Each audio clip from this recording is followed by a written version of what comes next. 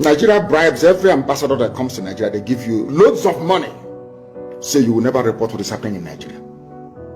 Nigeria can never ever be fixed. It's broken beyond repair. Can never be fixed. That is how you have been taking over our land, raping our women, abducting us and killing us. We came out at one point, you killed us for no reason. Shia people came out at Abuja, you shot them for no reason, for no discernible reason. And all of you saw soldiers with live bullets killing people in broad daylight. No major news outlet carried it in the world. They've bribed all of them. I'm saying it on camera. And I wish that the US Congress can call me to testify. The American ambassador, that woman took bribe from Nigeria. Nigeria bribes every ambassador that comes to Nigeria. They give you loads of money, so you will never report what is happening in Nigeria. You don't know that. I'm saying it live on camera. I wish they can call me in America, come and testify. I will do so. The British High Commissioner is as corrupt as the devil. That woman. She was the one that was responsible for the murder at Lekki. When she went to see Tinubu, I warned everybody, look at this woman, the army will open fire. Not up to 6 hours they open fire, that woman. That's another line. All of you are just looking, because anyway, most of you are blind, you cannot see. And it's gonna more. You see things that the mere mortals cannot see. That's why Elohim is with us. That is why everything I say comes to pass. It must happen, it must come to pass. I told them that when we were giving thanks and praises to Elohim, I told them that this horn that we are, this trumpet that we are blowing, anybody who hears it in Nazareth will go deaf. How many days? And there was fire in Nazareth for the very first time. The zoo will be destroyed. Not that we may just get Biafra, so that when this story is written, our children will know that God did it, not man. Man put their faith in their chariots. Britain, you have you're a member of the UN Security Council, you're very strong, you're powerful. All these criminal US ambassadors coming to Nigeria, yeah, you have money, you are US, you will always support Fulani.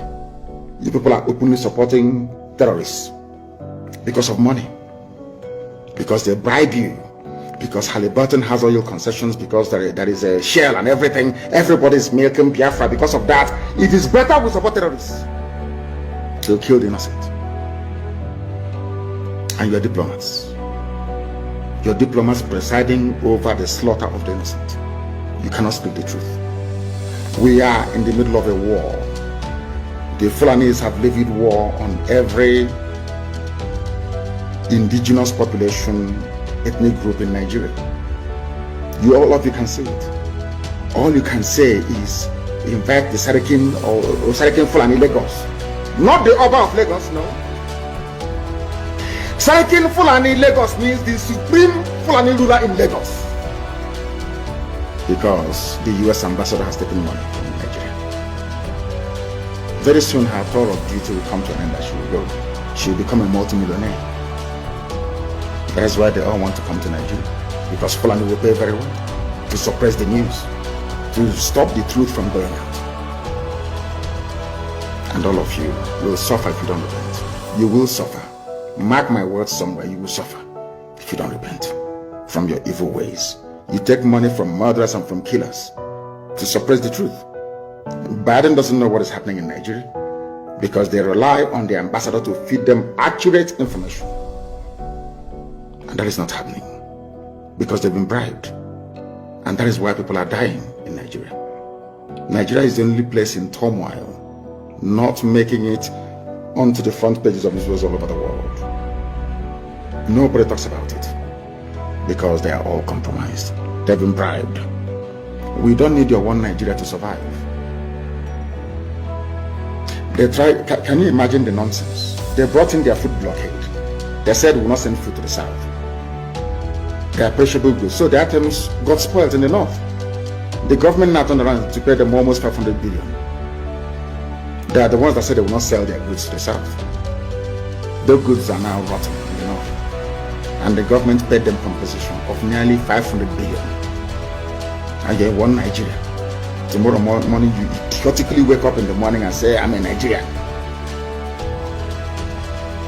As I said before, before I used to blame white people for racism, I no longer blame them for it. Because we are the cause of racism. Our stupidity as black people is responsible for the way we're being treated all over the world. Very sad indeed. Very, very sad indeed. We don't need them to survive. We don't need them. And we can give them the oil and gas for free. As I've said before, allow me to repeat.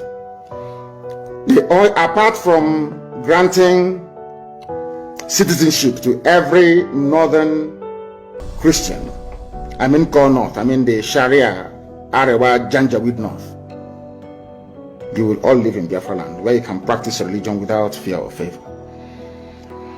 Another thing we are going to do is to pipe free oil and gas across the whole of West Africa. In Biafra, Oduduwa will receive oil and gas for free. You see, Benin Republic, oil and gas for free.